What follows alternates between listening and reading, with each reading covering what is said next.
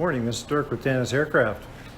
Just completed an installation on a 172 with a 470 in it. I thought I'd give you a quick overview of the installation, where the plugs mounted, routing, etc. This installation also has the optional cabin heat kit. Here's our 470 engine with the kit installed. Probably the best way to start the installation is installing the elements. Each of the 6-cylinder kits have two elements, pad elements, one that goes on the case and the one that goes on the sump. That one in the sump you want to position for lead routing. I route all my leads with the ignition leads, same with the threaded elements. So here's an example of the threaded element that'll be replacing one of the intake tube fasteners on each cylinder. I replace this middle one here just because it's easy to see. I know that the element isn't extending too far beyond this flange, and that I use a proper spacer to achieve that. We also don't want that element to bottom out if it gets installed in a blind hole. We don't want you to use any lock washers of any type or any stainless steel washers. If you can find aluminum washers, great, or use our aluminum spacer, but steel flat washers are also acceptable. I may have gotten away with installing it with just one or two flat washers, but in this case I just didn't want it to extend beyond. Without this aluminum washer, which I really like the conductivity of, it would have extended about 5 threads beyond. The element is just barely showing there.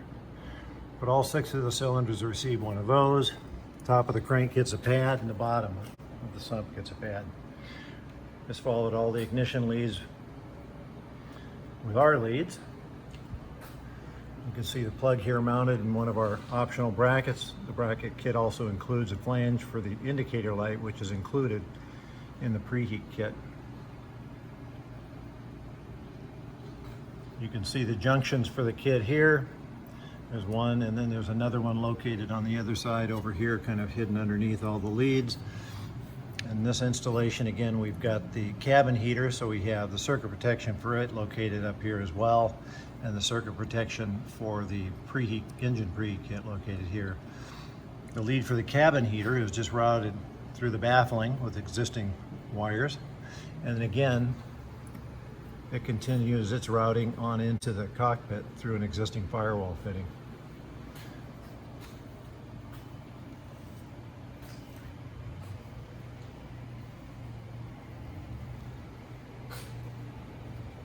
You can see how neat this all went, just following the ignition leads.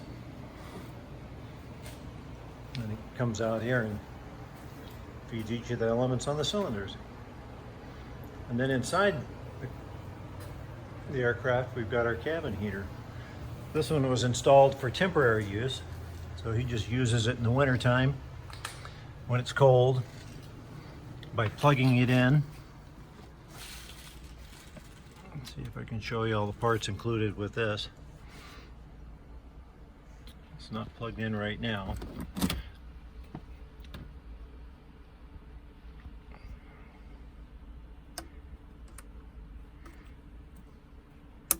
But the lead just is routed through the firewall, and then this one also included our thermostat, which is just stuck to the bottom of one of the avionics packages, using the supplied dual locks.